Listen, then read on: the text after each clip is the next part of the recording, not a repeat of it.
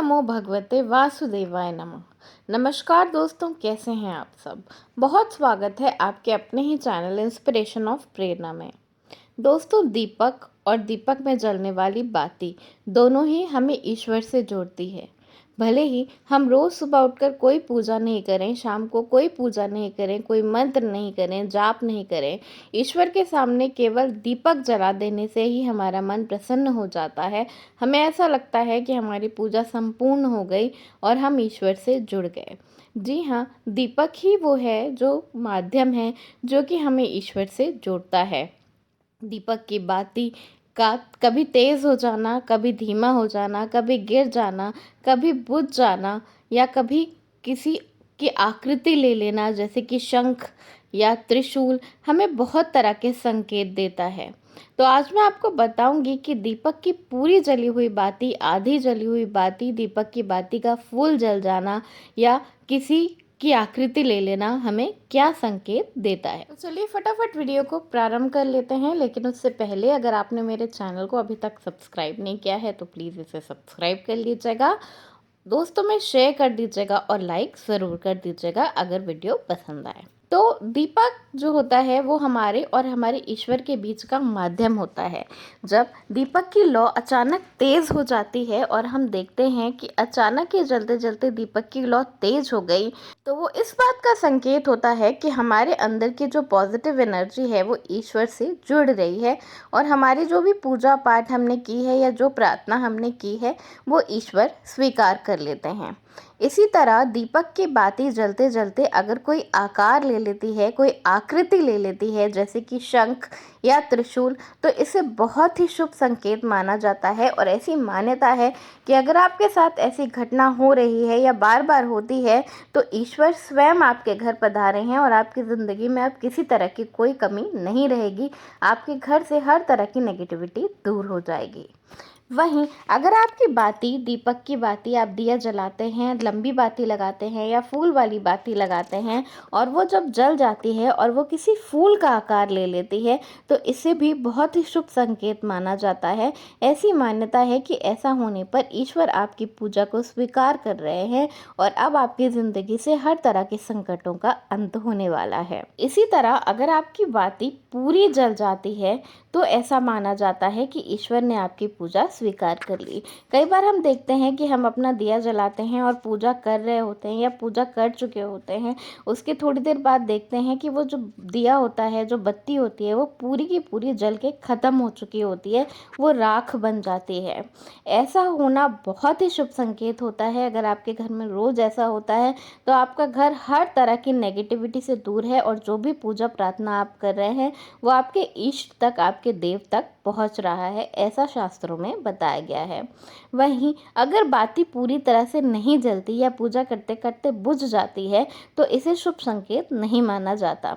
अगर आपके साथ ऐसा होता है तो आपको या तो दिया बदल देना चाहिए, आपको बाती बदल देना चाहिए और उसे दोबारा से जला देना चाहिए। वहीं बात की जाए कि अगर आपके घर में बहुत सारी ऐसी बिना जली हुई बातियाँ इकट्ठी हो गई हैं तो वो बहुत ज़्यादा नेगेटिव एनर्जी देती हैं। तो उसके लिए आपको करना क्या है कि उन सब बातियों को एक साथ इकट्ठा करके और उसके ऊपर थोड़ा सा अक्षत और चीनी या कोई भी शक्कर का दाना रखकर, कपूर रखकर उसे जला दें और उसके बाद उस राख को पेड़ों में डाल दें, किसी ऐसी जगह पर जहाँ पर किसी का पैर ना पड़े। और अगर इतना आप नहीं कर सकते तो उस पूरी बत्ती को किसी प्लांट के नीचे दबा दें। ऐसा करने से भी जो नेगेटिव एनर्जीज होती हैं वो दब जाती हैं। दीपक वो सबसे आसान माध्यम है जो कि हमें ईश्वर से जोड़ता है। इसलिए कुछ बहुत ही महत्वपूर्ण बातें हैं दीपक और बाती के बारे में जो कि हर किसी को ज़रूर पता होनी चाहिए। जैसे कि जब आप बत्ती लगाते हैं तो एक गोल बत्ती होती है और एक लंबी बत्ती होती है। तो गोल बत्ती जब आप भौतिक सुखों की इच्छा करते हैं, जैसे कि विष्णु भगवान की पूजा करते हैं, माता लक्ष्मी की पूजा करते हैं, तो आपको गोल बत्ती लगानी चाहिए।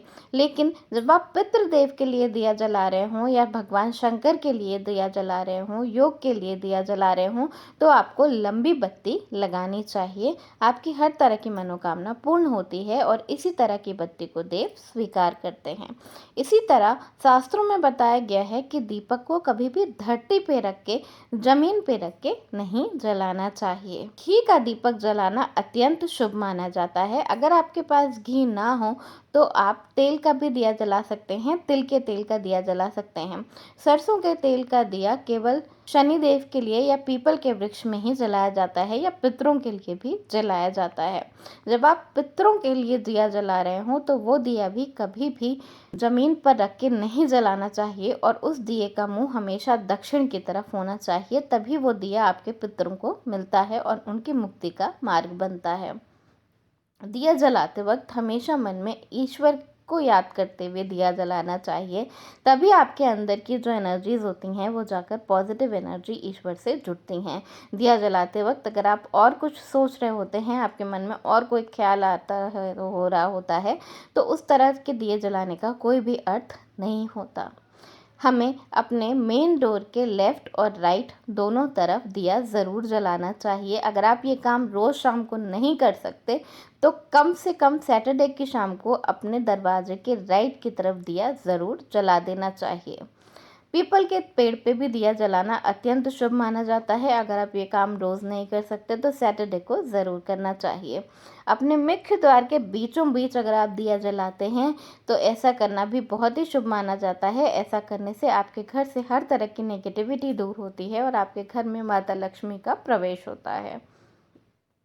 शाम के समय दिया जलाना अत्यंत शुभ माना जाता है। हर किसी को अपने मंदिर में शाम के समय दिया ज़रूर जलाना चाहिए और जब शाम के समय आप दिया जला रहे हों तो आपको 2 दिया जलाना चाहिए।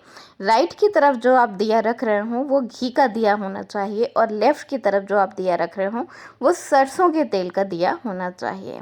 इसी तरह तुलसी के पेड़ में हर रोज़ शाम को दिया ज़रूर जलाना चाहिए और शमी के पेड़ में हर सैटरडे को दिया ज़रूर जलाना चाहिए। दोस्तों, दिया जलाना वो सबसे आसान काम होता है जो कि हम ईश्वर को अपनी श्रद्धा जताने के लिए, अपनी श्रद्धा दिखाने के लिए करते हैं और अपने मन को, उससे हमारे मन को बहुत बड़ी शांति मिलती है। शाम के समय अगर आपका मन विचलित हो जाए, आपको अच्छा नहीं लगे, आपको कुछ समझ में नहीं क्या करना है, ज़िंदगी में बहुत सारी मुसीबतें हों, तो ईश्वर के सामने केवल एक दिया जला लें और उसके सामने बैठ जाएं और उस दिए को देखते हुए अपनी प्रार्थना करें। यकीन मानिए दोस्तों, वो प्रार्थना ज़रूर स्वीकार होगी, दिए की लौ ज़रूर ऊपर जाएगी और ईश्वर से आपकी हर तरह की मनोकामना, ईश्वर आपकी मनोकामना ज़रूर ज़रूर पूर्ण करेंगे। शाम के समय जिन लोगों के घर में दिया जलता है उन लोगों के घर में माता लक्ष्मी और भगवान विष्णु स्वयं वास करते हैं। संध्या के समय में वो ज़रूर ज़रूर आपके घर में पधारते हैं। तो दोस्तों, ये हैं दिए और बाती से जुड़ी हुई कुछ बहुत ही महत्वपूर्ण बातें जो कि हर किसी को ज़रूर पता होनी चाहिए और कुछ ऐसे संकेत जिनसे हमारी ज़िंदगी खुशहाल होती है। और अगर आपका दिया पूरा नहीं जलता तो जो मैंने उपाय बताए हैं वो ज़रूर करके देखें। धन्यवाद। वीडियो पसंद आया हो तो लाइक ज़रूर करिएगा।